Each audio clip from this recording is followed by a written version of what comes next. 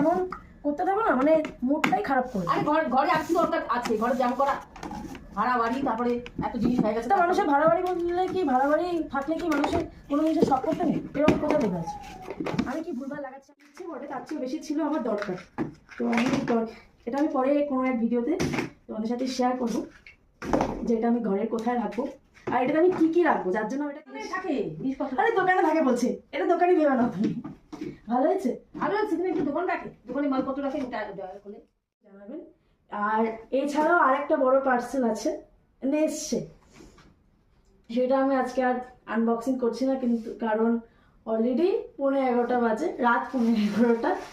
এবার খেতে হবে, ঘুমাতে হবে, কালকে সকালে তাড়াতাড়ি উঠতে হবে, তো সেটা আমি আনবক্সিং করছি না, সেটাও আমি আনবক্সিং করবো এটা কোনো একটা ভিডিওতে। তো সবাই ভালো থাকবে।